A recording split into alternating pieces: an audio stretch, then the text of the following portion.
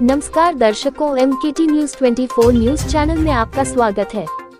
सरकारी अधिकारियों के फोटो को अश्लील बनाकर ब्लैकमेल करने वाला गिरफ्तार। सरकारी अधिकारियों के फोटो के साथ छेड़छाड़ करके उस पर अश्लील फोटो लगाकर उसे सोशल मीडिया के माध्यम से प्रसारित कर अधिकारियों के परिवार की जानकारी लेकर उन्हें बदनामी का डर दिखाकर ब्लैकमेल कर पैसे मांगने वाले शातिर अपराधी चंदन सिंह ठाकुर पर विभिन्न धाराओं में केस दर्ज कर बोलिंज पुलिस उसके निवास स्थान पर जे Avenue building number 57 room number 504 global city Virar पश्चिम से गिरफ्तार कर लिया गया है, जिसे कोर्ट ने पुलिस रिमांड में भेज दिया। सहायक पुलिस आयुक्त क्राइम ब्रांच यूनिट 3 के मदन बलाल ने प्रेस कॉन्फ्रेंस कर बताया कि आरोपी चंदन सिंह ठाकुर के ऊपर विभिन्न पुलिस स्टेशन में कई मामले दर्ज हैं और वह अधिकारियों को ब्लैकमेल किया करता था और अश्लील फोटो पर अधिकारियों का चेहरा लगाकर उन्हें चुना लगता था, जिसमें ज्यादातर अधिकारी महानगर पालिका के ही होते थे, जो बदनामी के डर से चंदन सिंह ठाकुर से डरा करते थे। एक अधिकारी ने बेगदरे उसके खिलाफ पुलिस स्टेशन में मामला दर्ज करवाया। मामले की गंभीरता को देखते हुए पुलिस अधिकारी ने संज्ञान लेते हुए चंदन सिंह ठाकुर को गिरफ्तार कर लिया। अभी के लिए बस इतना ही, आगे बने रहे हमारे साथ, देखते रहिए MKT न्यूज 24 को लाइक व सब्सक्राइब करें। चैनल के माध्यम से आप आपके शहर में हो रहे आपराधिक मामले को हमसे अवगत कराएं। विज्ञापन संबंधित संपर्क करें 9890528584 और 7666975495। तो आइए एक नजर डालते इस खबर पर क्या कुछ कहा पुलिस अधिकारी मदन बलाल की जुबानी। तो आइए एक नजर डालते हैं इस खास खबर पर। 54/2000 CR नंबर 54/24 हा रजिस्टर झालेला होता। या गुन्ह्यामध्ये बदनामी त्याचप्रमाणे IT ऍक्टचे सेक्शन लावण्यात आलेले होते।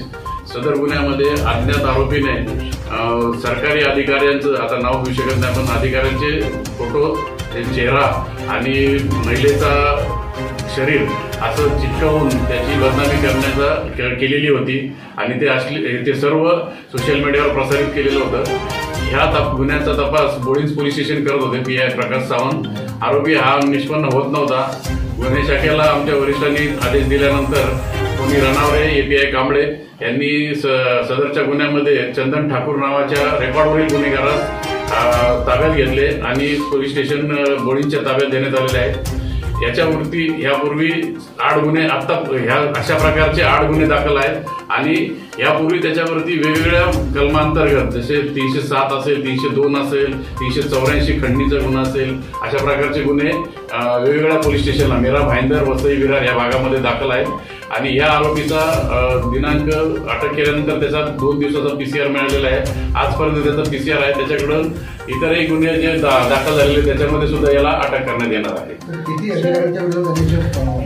यांनी आतापर्यंत 10 अधिकाऱ्यांच्या विरुद्ध असे प्रकार केलेले आहेत, असं तक्रारी दाखल आहेत। याच्या व्यतिरिक्त अजून काही अधिकाऱ्यांच्या विरुद्ध तक्रारी असा प्रकार ज्यांनी केलेला असावा त्यांचे पण अजून रिपोर्ट येतील आणि त्यांचे गुन्हे दाखल होण्याची शक्यता आहे।